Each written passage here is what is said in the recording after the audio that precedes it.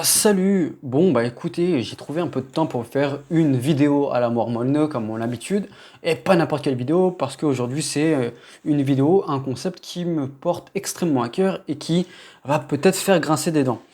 Je mets un disclaimer comme mon habitude, j'ai pas envie de me faire jeter 70 000 tomates dans les commentaires. Cette vidéo-là, elle va être basée à partir de mes filtres et elle va être très tranchée dans son positionnement. J'ai conscience, parce que je le vis dans ma vie de tous les jours, que c'est une thématique qui peut piquer certaines choses chez certaines personnes ou que les gens vont essayer de se trouver des excuses pour diverses raisons. Vous pouvez considérer que je suis un petit con qui n'y connaît rien de la vie et vous aurez probablement raison avec beaucoup d'humour. Mais je tiens aussi à faire cette vidéo parce que ce que je vais vous exprimer là, ce concept-là a littéralement changé toute ma vie en fait. Je ne peux pas le dire autrement et je pense que s'il y a bien une chose que m'a appris mon petit parcours de développement personnel de 7 à 8 ans, c'est bien la victimisation, c'est de la merde et la responsabilisation, c'est la meilleure compétence que vous pouvez développer. Bref, disclaimer fait et en même temps un peu une bonne annonce, on va pouvoir y aller.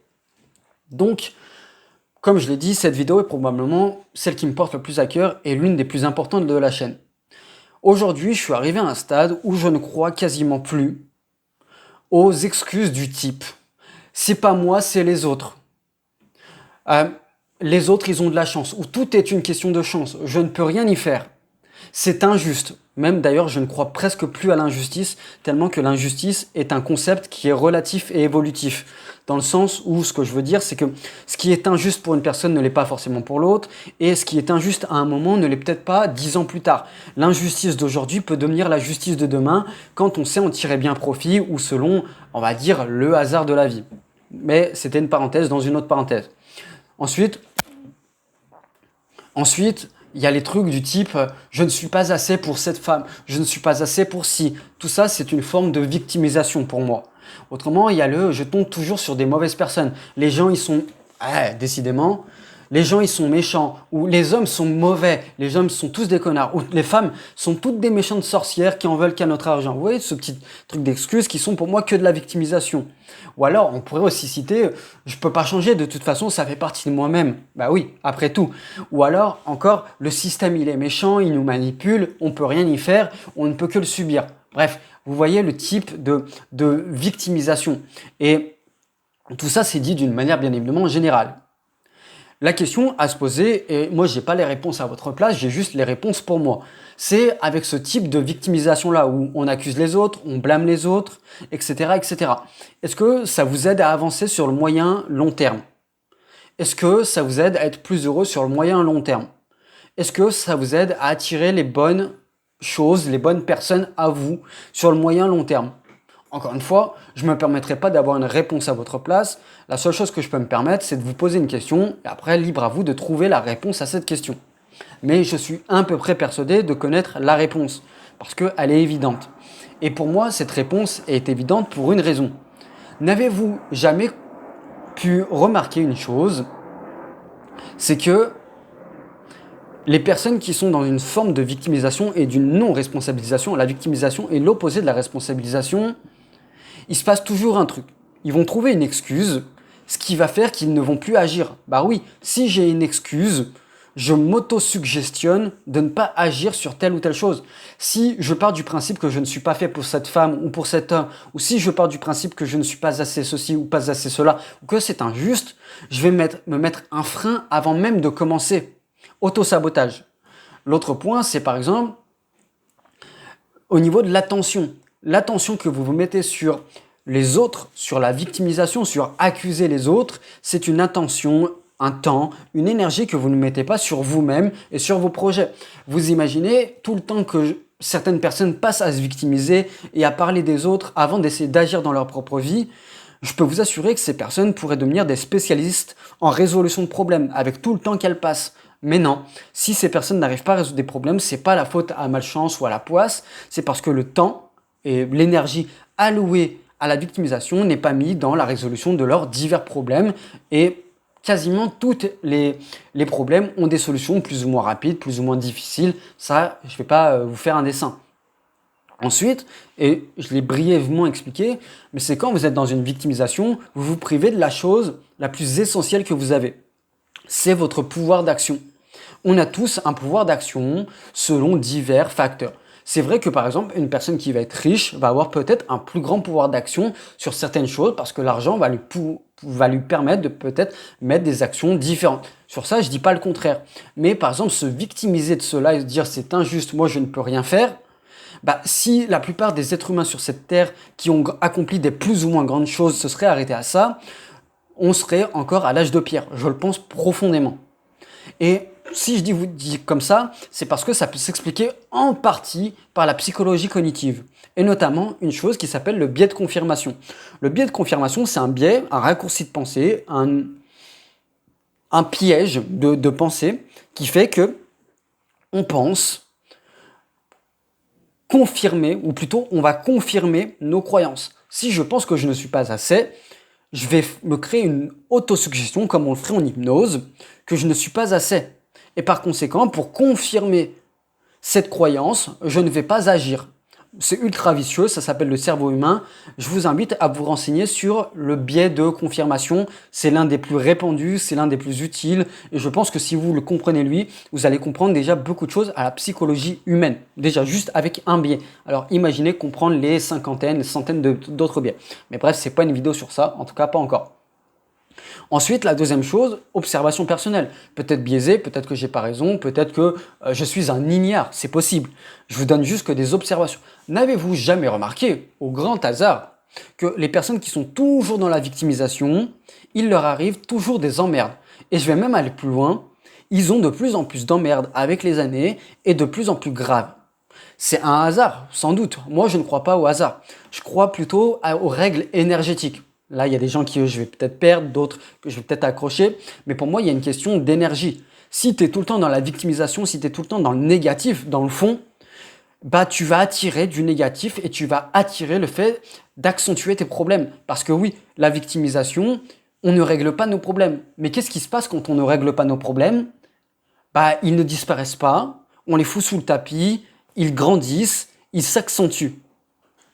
Etc., etc. Je vais faire une analogie ou une métaphore probablement foireuse comme on a l'habitude, mais je vais la faire.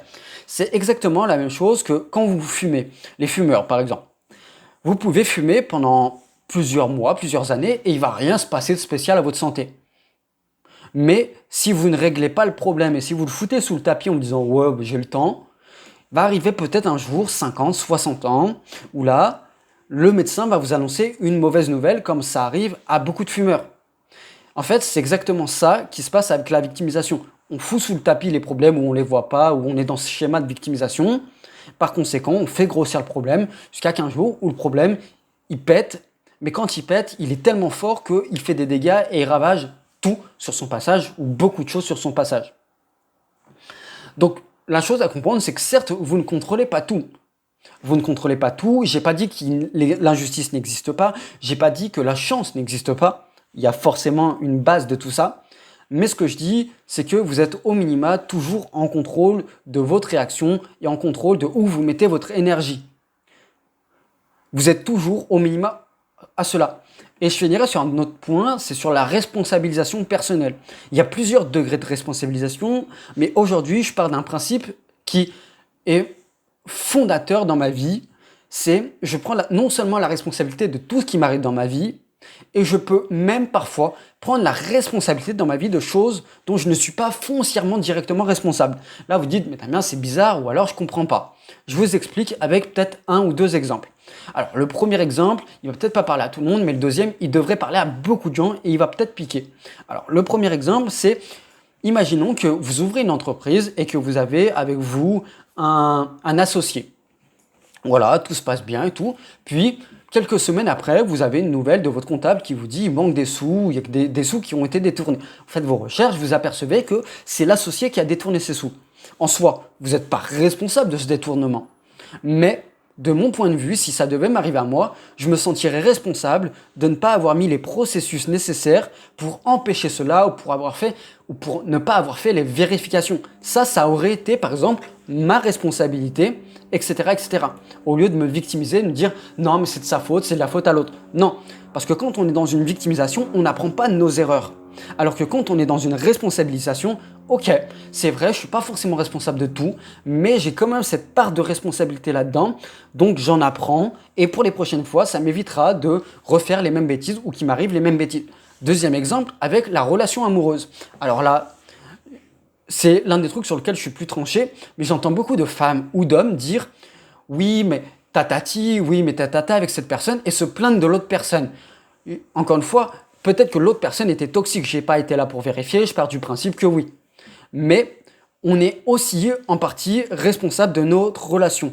Pas de ce qui nous est arrivé, pas de tomber, ou pas plutôt des actions d'une autre personne. Si notre personne a été, excusez-moi du terme, un fils de pute ou une salope, oui, j'ai pas très envie de mâcher mes mots là, eh ben ça c'est pas notre responsabilité. On n'est pas responsable des actions des autres. Mais on est responsable d'avoir choisi cette personne, ne serait-ce que inconsciemment. Ça, c'est un truc que j'ai appris au fur et à mesure, mais je suis responsable des gens que je vais choisir. Je suis responsable de mon processus de sélection. Je suis responsable d'accepter de subir ou non certaines choses. Dans des relations, par exemple, comme je l'ai dit, amoureuses, les choses ne se font pas du jour au lendemain. C'est souvent des choses qui s'accumulent, qu'on ne veut pas voir. Et ben, si demain je devais rencontrer une femme qui peut-être trompée, ou peut-être de tomber sur une femme qui est toxique, peu importe ce qu'on va appeler sur le toxique, je m'estimerais en partie responsable de cela, de ne pas avoir assez bien sélectionné cette personne ou de ne pas avoir assez analysé certaines choses. Encore une fois, je dis pas que j'ai raison, j'ai que 28 ans, je suis probablement un petit con qui est déconnecté de la réalité pour beaucoup de personnes, mais je vous donne juste une façon de penser, à prendre ou à laisser, qui moi m'aide énormément dans ma vie à être plus heureux, à prendre ma vie en main et arrêter d'accumuler les emmerdes dans ma vie parce que je sais que c'est quelque chose qui arrive à beaucoup de personnes. Et quand je vois ça, je me dis que c'est triste parce qu'on est enfermé dans une matrice à force. Bref, je me suis probablement assez exprimé là-dedans. Je ferai normalement pas de montage sur cette vidéo, même avec les 2-3 petits aléas qui me sont arrivés, notamment le portable qui tombe. Je vous souhaite de prendre soin de vous, n'hésitez pas à réagir, n'hésitez pas à me dire si je suis un gros con et que vous pensez que j'ai tort et pourquoi j'ai tort aussi, parce que sinon j'en apprendrai jamais. Donc voilà, prenez soin de vous, à dans une prochaine vidéo, je ne sais pas, je ne fais pas de promesses, je suis actuellement dans mes projets.